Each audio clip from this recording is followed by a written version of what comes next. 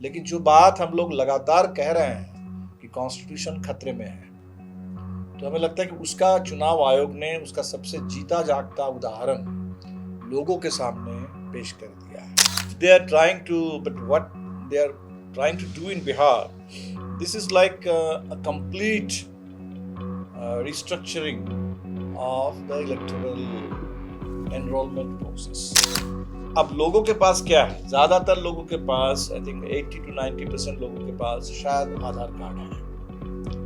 तो आधार कार्ड को इसी सरकार ने बहुत हर चीज को आधार से लिंक कर दिया, हर चीज को कर दिया। अब जब वोटर रोल की बात आई तो आधार कार्ड का कोई मतलब नहीं है। अभी आप देखेंगे कि इलेक्शन कमीशन ने खुद जो एपिक दिया है, फोटो आइडेंटिटी कार्ड, उस कार्ड का कोई मतलब नहीं है। बिहार में इस साल नवंबर में विधानसभा चुनाव होने की संभावना है, लेकिन इससे पहले चुनाव आयोग ने बिहार को लेकर एक बड़ा फैसला लिया है। बिहार में आगामी विधानसभा चुनाव के लिए वोटर लिस्ट यानी मतदाता सूची को नए सिरे से अपडेट किया जाएगा। में 2 जुलाई को इंडिया गठबंधन के एक प्रतिनिधिमंडल ने चुनाव आयोग से मुलाकात करके चुनाव से पहले लिए गए इस निर्णय का विरोध जताया। इस बैठक के बाद इंडिया गठबंधन के ज्यादातर नेताओं ने बैठक को निराशाजनक और असौहार्दपूर्ण बताया। इस प्रतिनिधिमंडल में सीपीआई-एमएल के महासचिव दीपांकर भट्टाचार्य भी शामिल थे। सीपीआई-एमएल ने चुनाव आयोग के इस निर्णय को बिहार में वोटबंदी का निर्णय करार दिया है। They are trying to, but what they are trying to do in Bihar, this is like a complete restructuring of the electoral enrollment process.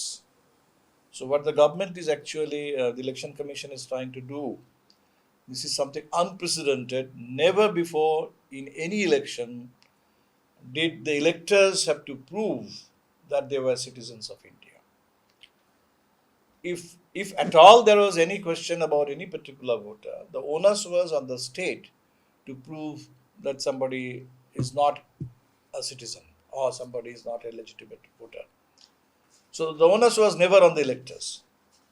ये onus इन्होंने पूरी तरह से अब शिफ्ट कर दिया है, पूरी तरह से अब शिफ्ट हो गया है मतदाताओं के ऊपर कि आपको साबित करना है। And the election commission just didn't say why they are doing this. And such a big thing, I don't even know whether it is within the purview of the election commission to undertake such a drastic change. तो कोई जवाब इसका नहीं। अब election है, vote है बिहार में, तो लोग तो नेचुरली वो अपना वोट को बचाना चाहेंगे। तो लोग इसके साथ कोप कर रहे हैं, कुछ बीएलए की संख्या बढ़ रही है। That doesn't prove that the election commission is right with the SIR drive. ये सारी जो बातें हैं, इसको लेकर के तो हमने जो देखा, और इसलिए कल हमने कहा कि हम जिन चिंताओं को लेकर के इलेक्शन कमीशन के पास गए थे, we are hoping that you will get some reassuring answers from the election commission. The election commission will at least share some of our concerns. This is a concern कि 8 करोड़ लोगों को आप 1 महीने के अंदर कैसे रीच करेंगे, आप कैसे इस बरसात में, बाढ़ में लोगों के पास जाएंगे और कैसे करेंगे। अब लेकिन हमने देखा कि इलेक्शन कमीशन के लिए कोई मतलब ही नहीं है। तो एक इलेक्शन कमीशन जो अब वो कमीशन है कि ओमिशन हो गया है कमीशन से, ये तो बड़ा सवाल हो जाएगा कि अगर आपको इलेक्शन कराना है and if inclusion that every voter, no voter is left out, then obviously the election commission should be concerned. And we were really surprised that none of our concerns appear to have any impact on the election commission.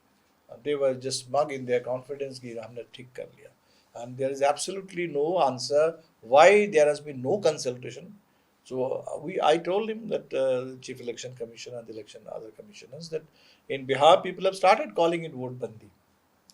You may call it SIR, that is your technical term, but for the people of Bihar ये बहुत सीधी बात है। लोगों को नोटबंदी याद आ गई और नोटबंदी की तरह लोग इसको वोट बंदी की तरह देख रहे हैं। चुनाव आयोग के इस निर्णय से बिहार में एक बड़ी आबादी जैसे प्रवासी मजदूर, श्रमिक और हाशिए पर रहने वाले सभी मतदाताओं को अपने माता पिता के प्रमाण पत्र जैसे दस्तावेज जुटाना बेहद ही मुश्किल साबित हो सकता है।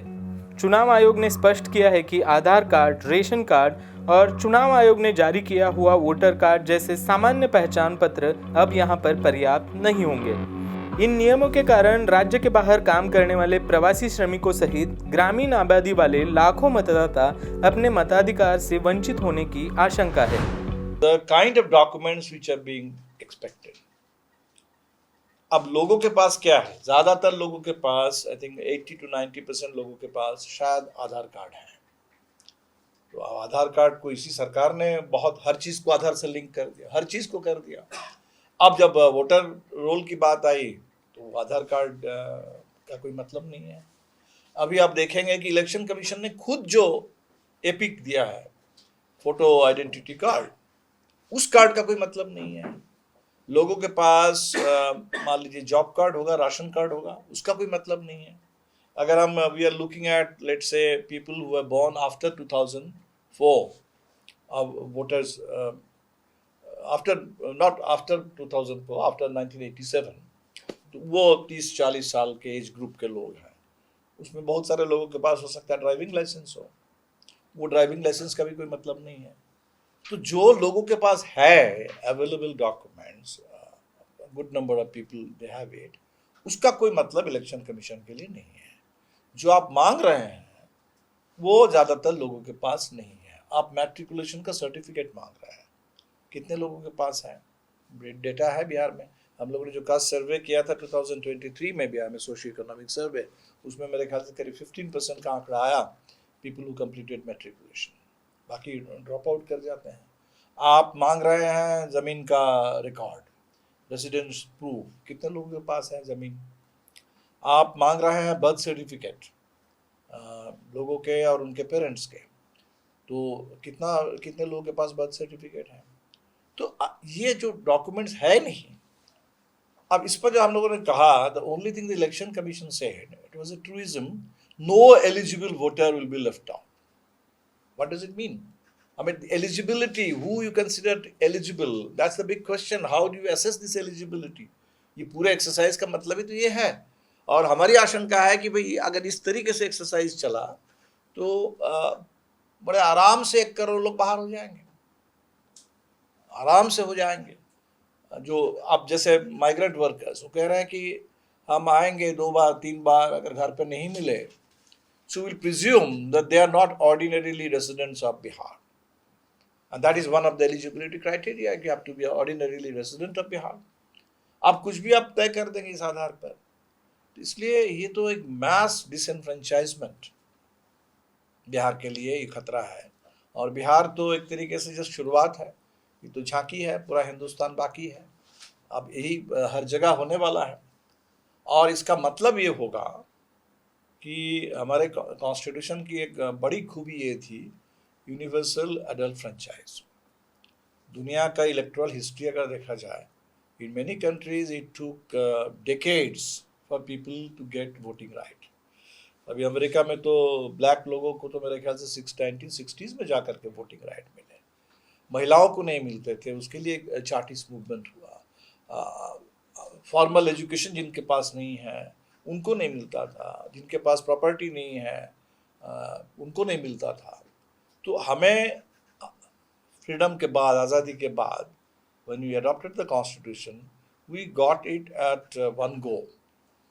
वो सिक्वेंशियली हमको नहीं लड़ना पड़ा कि आज पहले इनको मिलेगा, दलितों को नहीं मिलेगा, आदिवासियों को नहीं मिलेगा, महिलाओं को नहीं मिलेगा, अब लड़ते रहो इसके लिए, वो नहीं मिला।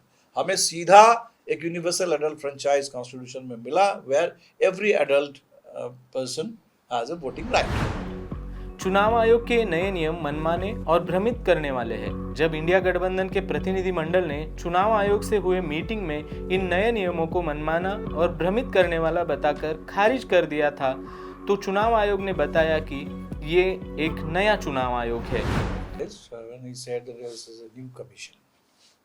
So because we all know that the commission is a permanent body, it's a constitutional body. Commissioners change, but the commission doesn't change. So in fact, we had to interrupt him, and I think he got it. That what he said is a new commission, and that doesn't really hold.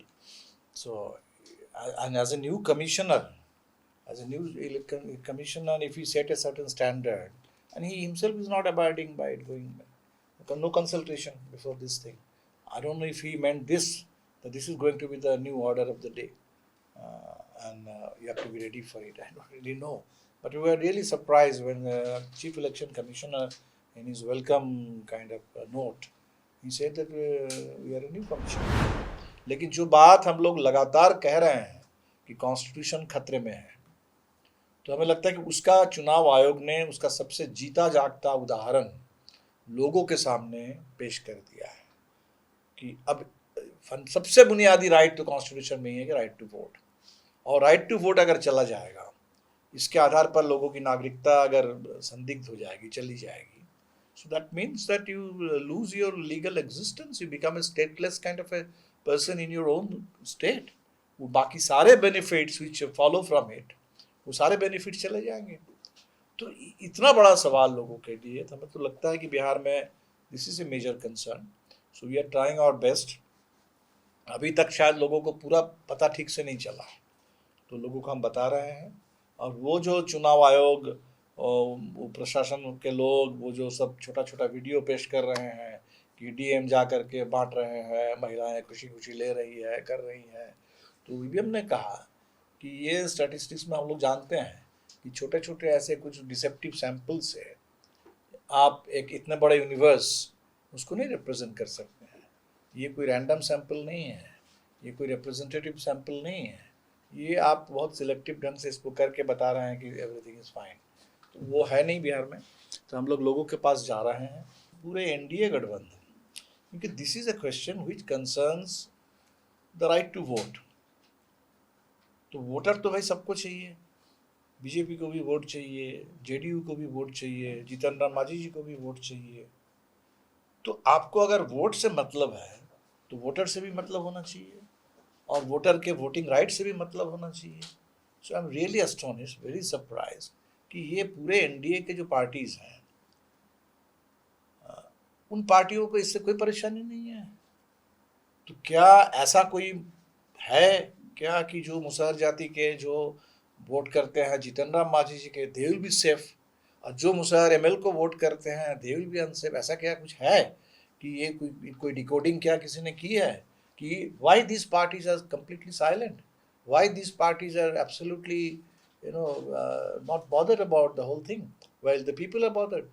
So it's very very surprising, very intriguing why all these political parties in NDA they are not bothered. The wire के और videos देखने के लिए subscribe करें और bell icon पर click करें। स्वतंत्र पत्रकारिता की आर्थिक मदद करने के लिए डिस्क्रिप्शन में दिए गए लिंक पर जाएं और अपनी राशि चुनें।